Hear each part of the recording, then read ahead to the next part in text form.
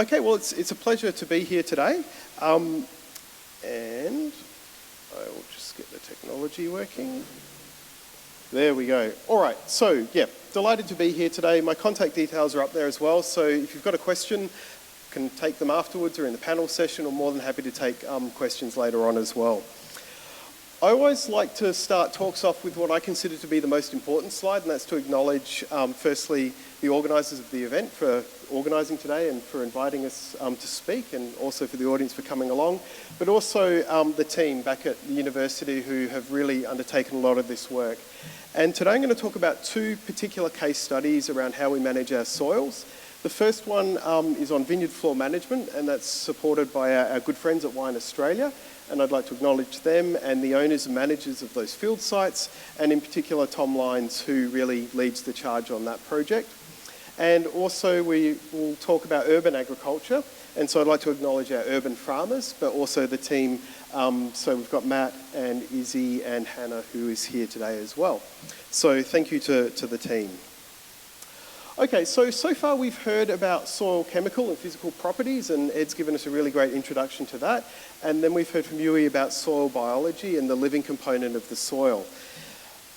My question that I've been asked to talk about today is, how do we manage for soil health? How do we manage that soil resource, that precious soil resource, to maintain its health and condition? And so I'm going to present two case studies, again, one on vineyard floor management, and then the second one on what we're calling urban agriculture. So the first one about undervine management. So when we think about a vineyard, we often think about the grapevines. We might see a fairly typical vineyard that looks something like this, where we've got some vegetation in the mid-row. It might have been mowed. There might be some diversity of plants there. But there's another really important part of the vineyard system, which is what we call the undervine zone. It's this area here that's underneath the grapevines. And traditionally, it's managed as something of a monoculture, where we've got the grapevines, and then we've got this carefully manicured strip of bare earth underneath the vines. And so that's traditionally managed with the use of herbicides. There's another way that we can manage that undervine zone, which is more as an ecosystem. So you can see here we've got our grapevines, but then we've got these plants growing underneath the grapevines. And so what we've been doing is trying to understand this ecosystem and what are the benefits and the trade-offs of managing that undervine zone in those two different ways. Okay, so why do people leave this strip bare? And that's quite a contentious issue at times. And a lot of the reasons, and they're quite sensible justifications, water. Are these plants or these weeds, as some might see them, competing for water with the grapevines? In an irrigated crop, that's really important. Are they competing with the grapevines for nutrients as well? The farmers are putting nutrients out in their vineyards. You don't want something stealing those nutrients away from the grapevines. Are there concerns about frost if you have this layer of vegetation here? Or perhaps the vegetation creates habitat for pests as well. So these are all perfectly reasonable justifications for keeping this zone bare of vegetation. How much does it cost to maintain this bare strip? So obviously there is fuel that's involved. You need to come through with some sort of machinery and spray out this zone with a herbicide. There's also a labour cost, and a back of the envelope calculation comes in at about $300 to $400 per hectare per pass with the herbicides to maintain this. And you might do that several times a year. There's another increasing concern around market access as well. So there are tightening regulations around the use of herbicides in many markets that we try and sell our wine into. So the herbicide regulations, for example, in Europe are much more stringent than they are in Australia. So if you want to sell your products into the European market, you need to meet their standards and guidelines. And so market access becomes an important aspect. Okay, what don't you get if you spray out the vegetation underneath the vines? Well, you obviously don't get plant roots, and as we've heard, plant roots play a really important role in soils. You don't get the fungi that are associated with those roots, the mycorrhizas that we heard about before. Water and phosphorus, so mycorrhizas play a role in uptake of water and phosphorus and delivering that to the plants. If you have leguminous species, as we just heard about, the rhizobia, the bacteria are fixing nitrogen, and that nitrogen can then be delivered into the soil for the grapevines to take up. Soil structure. We know that when we have roots there, they're pumping carbon into the soil. The carbon is the glue that holds the soil together, and that gives it that soil structure. You can have an impact on compaction. If the roots are growing through the soil, they're helping to break that soil up and improve the soil structure. There's the carbon. You get better water infiltration if you have all those channels where the roots are growing through the soil. We also have the vegetative biomass of the plants as well. They contain nutrients that can then make their way back into the soil. And there's mulch and reduced evaporation, and there's also habitat for beneficial insects, reflected heat, and so on. So there's a whole host of ecosystem services that these plants are potentially providing that you're losing if you spray out that undervine zone. So that's really the focus of the work that we've been doing, is trying to understand and quantify those potential ecosystem services to look at the whole balance of the system. Okay, so we've looked at a number of different systems, and I'll just run you through them fairly quickly. This is our herbicide control, so we've got our grapevines, and then this strip here where it's been sprayed out with herbicides. We've been looking at mulches, so here we've got a rye mulch, a big thick layer of mulch on the surface of the soil, and over here we've got some cover crops growing as well. This is Casbar cockfoot, so this is a bit of a cautionary tail. This is a very aggressively grown grass, and when it takes off, and it created a couple of challenges that we'll see a little bit later on. We've got fescue and clover, so this is a mixture where we've got a nitrogen fixer, the clover, and we've also got some fescue growing as well. This is a soil moisture probe. We've grown wallaby grass in the undervine region here as well, and you can see compared to the herbicide control, the bare earth, and a medic rye mixture. So again, we've got a nitrogen fixing legume and then a grass as well in that system. We've collected a whole host of different data. We've tried to look at this in different ways. We've looked at the vine, what's going on with the water relations and the growth and the nutrition of the grapevine. What's happening to the grapes as well. So grapes, it's about the yield, but it's also about the quality of those grapes. That has a major impact on the quality of the wine that you can produce. We're looking at the soil chemistry, we're looking at the soil biodiversity, and we're also looking at moisture down the soil profile to try and build up a complete picture of what's happening in these systems when you have the different types of vegetation present there or not. We've also gone as far as to make some small lot wines as well from our different experimental treatments, and you can detect differences in the nature of those wine, and they've been through sensory panels and all that kind of thing. Okay, so I'm just going to run you through some of the data, and the first one is soil compaction, and the way that we measure soil compaction is we use a device called a penetrometer. It's basically a very expensive steel rod that's connected to a sensor that measures how much force is required to push that rod into the soil. So the more compacted the soil is, the harder you have to push, and it captures that information as you push the rod into the soil. So what this figure shows you here is on the x-axis, we've got our different treatments. The one to pay attention to is the herbicide, where we have no vegetation, and then we've got our various planting treatments along here in the mulch. And then the y-axis is the amount of pressure required to push that rod into the soil. And what you can immediately see is there's much higher strength of the soil. It was harder to push that rod into the soil where we've got bare earth underneath the grapevines, as we have over here, as opposed to where we have lower strength, where we have the vegetation. And because we've got the plant roots growing and they're putting the carbon into the soil and they're improving the structure, that makes it easier to push that rod into the soil. So you're getting less soil strength. Okay, the living soil. So we've looked at all different aspects of soil biodiversity. We've looked at microbiomes and bacterial and fungal microbiomes and invertebrate communities. But there's a really interesting story when you look at the earthworms.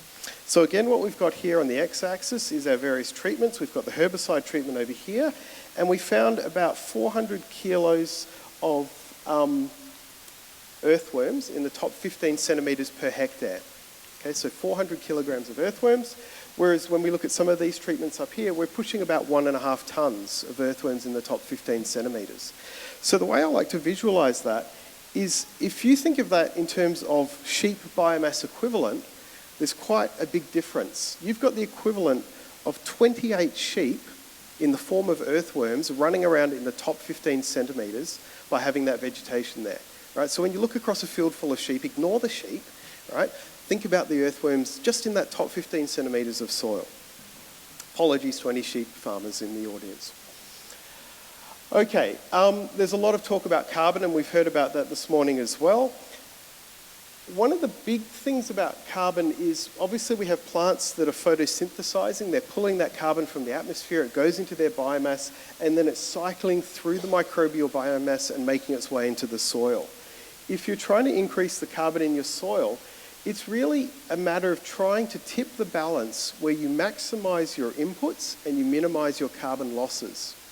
I'm not going to tell you anything new here. Plants have been doing this on land for about 500 million years. They capture carbon from the atmosphere. They do a really good job at it.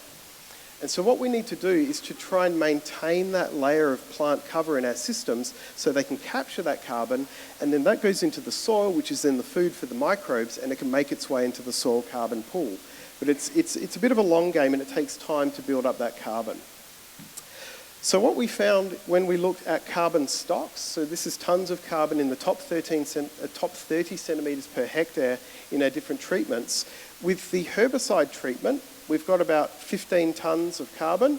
With the mulch, it's about 15.5, but where we've got our cover crops, we're pushing 18, 19 tonnes in that top 30 centimetre layer. Right, so by having those plants there, minimising the physical disturbance, over a 6-year period, we increased our soil carbon stocks by about 30%. That carbon has a value, it has an economic value, but it also has a co-benefit value. It provides food for the microbes, it improves the soil structure, and there's a whole host of other benefits to consider as well.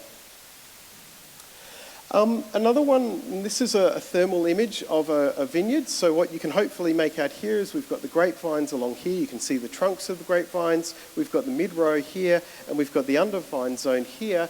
The air temperature on this particular day was about 35 degrees. Out here in the mid-row, it's pushing 60 degrees. Right? So having the vegetation there, you obviously get a shading effect from the vines, but also having that vegetation there, if it dies off in summer, it creates a layer of mulch, and that mulch layer can help cool or help keep the soil surface cool. And that's really important to minimise evaporative loss, but it also keeps the microbes and the organisms in those upper surface layers happy. Okay, that's all well and good. So we do all these wonderful things, we get all these ecosystem services, but what about the yield? Right? The point is moot if you're going to lose yield and quality in the grapes. So we did the obvious thing. We obviously looked at the yields. We've got our different treatments along here. And what we can see, so in a figure like this, what you need to concentrate on is the little dots in the middle of the bars here. With the herbicide treatment, we have this yield here, and none of the other treatments are significantly lower than the herbicide treatment. The exception towards that direction is the Casbar. And this really points out the importance of selecting the right species. Okay, so if you're going to have plants growing underneath your grapevines, you need to choose ones that have desirable traits. For example, something that is winter active, right? So it's growing with the rainfall rather than your irrigation water. It sets seed, so it can then continue into the next generation. And then it dies off in summer. So when you turn on the irrigation water, it's not demanding water, but rather that dead biomass provides a layer of mulch. So with careful selection of the species, you can actually get all those ecosystem services and benefits without compromising your yield. The funny thing about the Casbar was it was meant to be summer dormant. Turns out if you give it water, it doesn't die off in summer. Okay, so there are some cautionary tales about choosing the right plants. The mixture that we find works really well is this medic rye mixture, and there's a whole host of information. If you want to know more about this, more than happy to lead you to that information. So the key messages on the vineyards, there was no change in the yields or a slight increase with the Medicago. We saw more nitrogen. There was a decrease in yield with the competitive grasses. The canopy size of the vineyards was increased where we had the medic or the straw mulch, and it was again decreased with the competitive grasses, and that's what the growers are trying to manage. Soil nitrogen was increased where we had the nitrogen fixing legumes in the system, and in fact the nitrogen getting into the berry was increased, and that influences a thing called YAN, and that's a really important metric for making wine. So it has an impact on the wine quality. The water availability was decreased with the competitive grasses, and the soil carbon stocks were increased where we had the medic in the system. So you can see through careful selection of the species and management, I think we can shift from something like this in the background of the slide to something that looks a little bit more like this. Okay, that's the grapevine story. Now I want to just take a little step back and ask the question, what is agriculture? Right, it seems like a silly question, but I think it's an important one. And it's really the practice of cultivating plants and livestock, right, for food and fuel and fibre. But when we think about agriculture, probably different pictures come to mind for different people. So this is an orchard in the Riverland. You can see we've obviously got our big trees here. We've got some mid-row vegetation. We've got some bare earth underneath those trees. This is another orchard system in the Riverland. Very different system. This is an organically managed farm. They've got cover wall to wall across the bottom of the orchard. They're managing this with grazing with sheep. There must be some earthworms down there. They're grazing it with the sheep, and they've also got geese running around eating the pests. But again, it's all still agriculture. This is just when you get a little bit further up the road and you get out of the irrigation district in the Riverland. These are saltbush plants that have been planted out to provide feed for sheep. Okay, because if you have a look over here, it's fairly sparse, but this is providing some really good feed for those livestock. Different type of agriculture again. We're in a very technologically focused industrial sort of setting here where we're producing these seed potatoes in this particular case. It's all still agriculture. We're producing food. Sort of your quintessential Australian farm sort of photograph, nice yellow canola crop there, a bit of a dodgy looking fence and some red soil there. It's all agriculture. That's the point I'm trying to make. It's all about producing that food and fibre and fuel. The point is agriculture comes in many shapes and form. This is agriculture as well. Okay? This is what we call urban agriculture. It's a really important farming system. Okay? And so what we've been doing is trying to look at this rather than as a bit of a backyard hobby, but try and look at it through the lens of a serious agricultural farming system to try and understand the limitations and constraints and advantages of these kinds of systems. So urban agriculture comes in many shapes and form. It's the practice of cultivating plants and livestock. The livestock might be honeybees. They're still considered livestock. In, around, under and on top of urban infrastructure. It can occur on private and public land, and it can be for consumption, distribution and sale.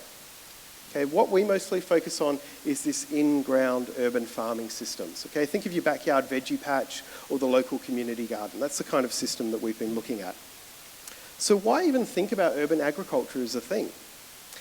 This figure is a really important graph. It shows the human population from 2050 through to present day and then projected out to 2050.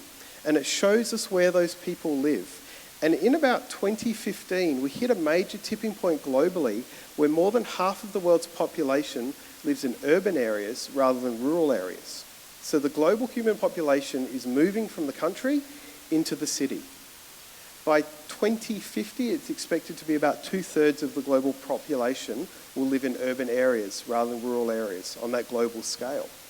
And there's a number of different consequences of that. We're becoming more disconnected from our food, right? Our supply chains are becoming longer because we've got the food being produced over there and then all of the people living on 1% of the land. If you look at all of the Earth land mass, 1% of that land is where that urban population is existing or residing. People are moving to the cities globally. So we turn to agriculture in times of stress. And so we can look at this through history. In the past, there was mandate for people to dig for victory, right? Growing their own vegetables during the First and Second World War. That's just urban agriculture. Present, or hopefully in the recent past, I'd like to say that, COVID. People got really interested in producing their own food during the COVID pandemic. In the future, the FAO, the Food and Agriculture Organization of the UN, has said urban agriculture is one of our major strategies for adapting to climate change. Just to explore the COVID example in a little more detail, this figure here shows Google searches, daily searches on how to grow vegetables. Right? You all remember April 2020? We couldn't go to the shops for like 3 days, and it was a very challenging time. So what did people do? They got seeds and they said, right, I'm going to grow my own veggies. Then they didn't know how to do it, so they Googled it. So there's this really big spike in how do we grow our vegetables. And it just takes a little challenge to our supply chains for people to become very vulnerable and concerned about their food. Okay, so the first question we need to ask is how much land is available to grow food? So what we did, and this is the work that Isabel Hume did, this is a map of Adelaide. We've got the greater Adelaide region here, the urban area including Gawler up here. We got spatial data, so satellite imagery and what we call LiDAR data, so we can look at the entire landscape. Think of it, it's kind of like Google Earth on steroids, right? You can see what's in the landscape. The LiDAR data, and there's about 2.25 billion data points in this data set, tells you how high things are. And the reason that that's important is because we can look at something and say that's vegetation, but it's hard to know if it's lawn or if it's a tree, right? So when you take that spectral information and say that's a green living thing, and then you take the LiDAR data, you can work out whether it's a tree or whether it's the lawn based on its height. And so what we wanted to know was how much room is there in people's backyards potentially available to urban agriculture? And the way we defined potentially available land was to say lawn. Okay, we don't want to encourage people to pull out trees or shrubs or dig up their shed or whatever it may be. It's just looking at lawn in people's backyards. So we've looked in all your backyards for all the city folk here. And then we train the computer to identify lawn and to differentiate that from all the other parts of the system. So what you can see here is a typical residential area. We've got the backyard blocks, and you can see all of this area here is lawn. It's differentiating between the driveways. It's differentiating between the trees here. We've just focused on the residential area, the privately owned land, but that allows us to work out how big the average backyard is in Adelaide, right? So there's about half a million properties that we've looked at in this way. All right, so stick with me. There's a bit of math here. Not really. We've taken the Australian guidelines to healthy eating, right? And apparently we're all meant to eat 5 serves of vegetables every day. And I'm sure everybody does that, but 5 serves of vegetables every day per person. Then we multiplied that by the average household size in Adelaide, which is 2.4 people. Okay, so that tells us how many serves of veggies we need every day to feed or meet that requirement.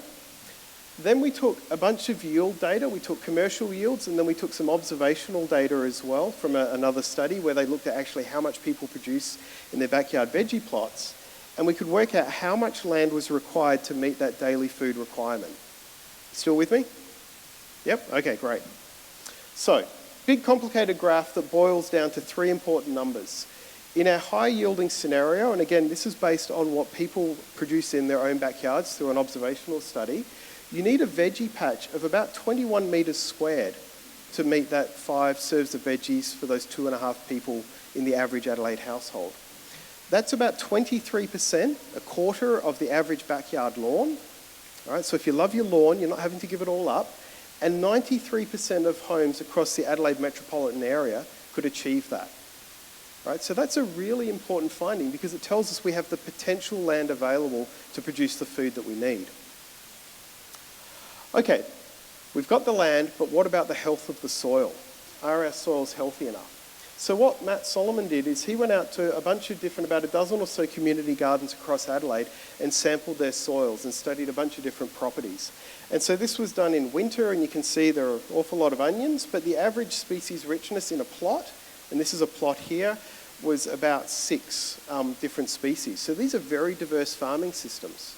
Right? People grow lots of different things in their little plot, and that creates diversity in their diet. One of the things that we wanted to look about with urban agriculture is if you're growing vegetables on industrial or land that was previously used for industrial purposes, there may be contamination with heavy metals. So we looked at the soils for heavy metal contamination, and we looked at soils that had an industrial history and those that didn't have an industrial history. We looked at the soil in the beds where they were growing the vegetables, and they're often raised garden beds, but we also looked at the soil in between the garden beds, right? So that's the natural soil that's there. And what we found was that in all of the samples we took, the good news is they were all below the national guideline levels. They were higher in sites that had an industrial history. So if we have a look over here, our levels of zinc, for example, are higher where we've got an industrial history compared to where we don't have an industrial history. And using raised beds with an imported soil is one way of potentially eliminating that or reducing that risk. Okay, so that's the heavy metal story. Okay, this is the phosphorus story. So along the x-axis, we've got our 12 different community gardens here. The thing to focus on a graph like this is this line in the middle of these bars, okay? And what we've measured here is what we call the Colwell phosphorus, the plant available P. Okay, anyone who's familiar with a Colwell P, don't give away the story here. The average across all of the sites was about 500 milligrams per kilogram Colwell P, plant available P. This blue line down here is what would be recommended for a vegetable production soil. So what we found is very high levels of phosphorus in those soils. And what we think it comes down to is Basically, and I say this very carefully, sort of over-enthusiastic application of composts and manures and things like that, you can add too much of a good thing. Because if you've got too much phosphorus, that can create nutrient imbalances, right? So it's really important to understand that you can add too much of a good thing. The next thing we did is we went out to 3 of those locations and we sampled them monthly, and we looked at a whole host of different soil properties. And this figure here just shows some of the nitrogen pools in the soil. And the point I'm trying to make here is it's quite a dynamic system. Those properties are changing over the season.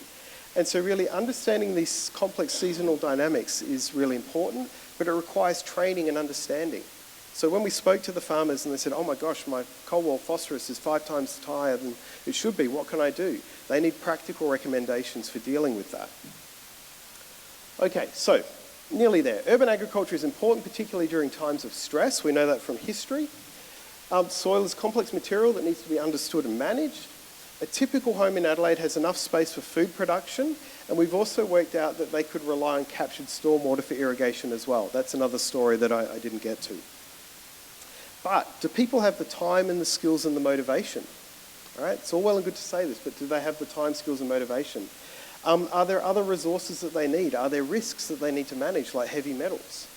And I think it's really time to move away from a period of what we call advocacy for urban agriculture and really focus more on understanding the science. It's really easy to stand up here and go, grow your own veggies, it's wonderful, it's fabulous, but you actually need to understand the system to do that in a sustainable and productive manner.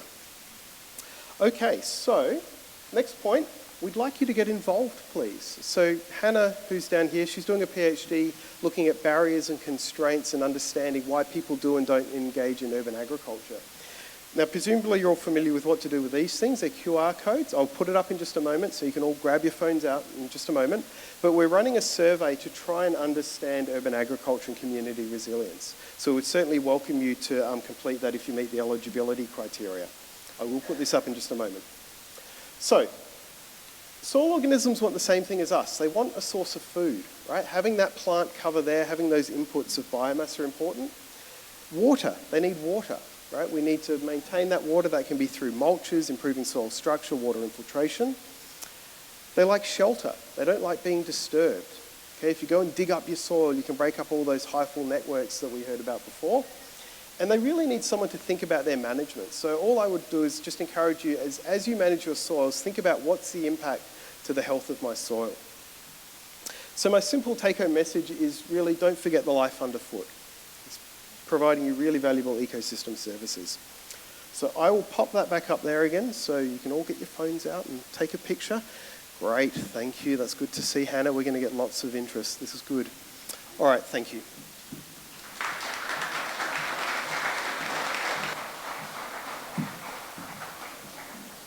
Thank you, Tim.